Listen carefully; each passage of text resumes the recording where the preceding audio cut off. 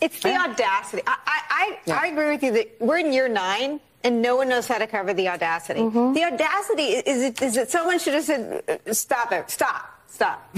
Are you effing kidding me? And they should have dropped that F-bomb, right? I mean, they should have just, this is a debate. This may be the only chance people have to see the difference. That's the liberal hacks at MSNBC absolutely losing their minds at how flawlessly J.D. Vance performed during his debate against Kamala Harris running mate and deer caught in headlights, Tim Walz. Welcome to Nerk News, I'm Nerkish, and you know the Republican did well during a debate when it elicits meltdowns like that from hysterical women on the left. Speaking of which, if you missed the debate or had any doubts about Trump's running mate, J.D. Vance not only exposed that Harris and her running mate are frauds riding on manufactured popularity from establishment media, he brought down the politically motivated moderators in the process. To clarify for our viewers, Springfield, Ohio does have a large number of Haitian migrants who have legal status.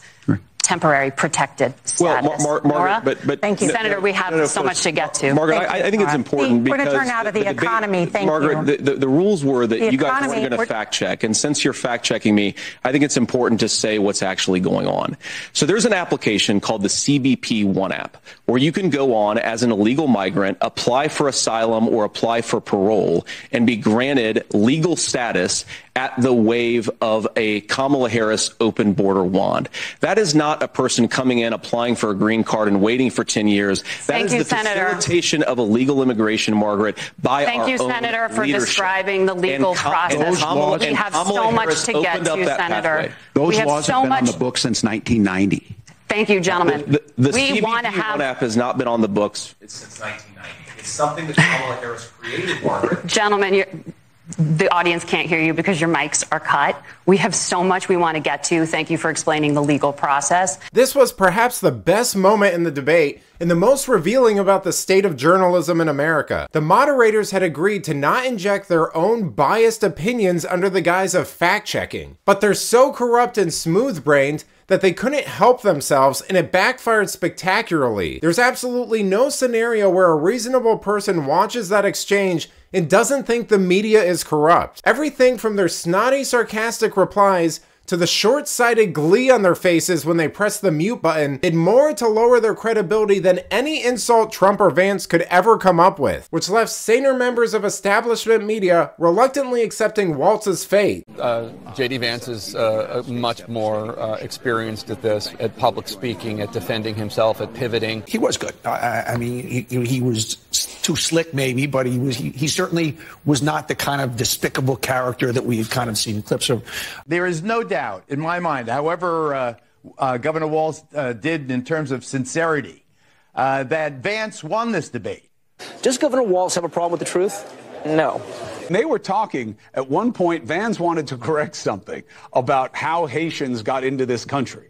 And he was right, and the moderators wouldn't let him correct it. It's very interesting. But at the beginning, the two issues driving the campaign right now are Harris has a big deficit on the economy, Harris has a big deficit on immigration, and Republicans were happy tonight and Democrats a little bit nervous that on those two issues, Vance carried it. Was very cordial, kept his calm and cool. I thought he was very likable. He kept saying, I agree with you, Tim, on this. Yeah. I agree with you, Tim, on that. I thought it was sort of surprising. J.D. Vance performed flawlessly. It was hard to see anything that he did wrong in that debate at all.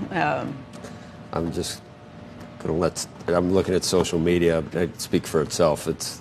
You know, if there's one thing Trump does well, it's being so good that his opponents can't ignore him. And J.D. Vance exemplified that in this debate. He effortlessly dismantled his opponent, media narratives about himself, and the entire apparatus manufacturing those lies on stage. Heck, even the New York Times had to acknowledge his skill in the debate, which highlights just how quickly all of the smoke and mirrors establishment media creates can disappear once reality reinserts itself. But let me know what you think. What did you think of Vance's performance during the debate? Let me know in the comments, and if you enjoyed this video, please give it a like and subscribe to the channel. That stuff really does help us out. Until then, this has been Nerk News. Thanks for watching. Bye!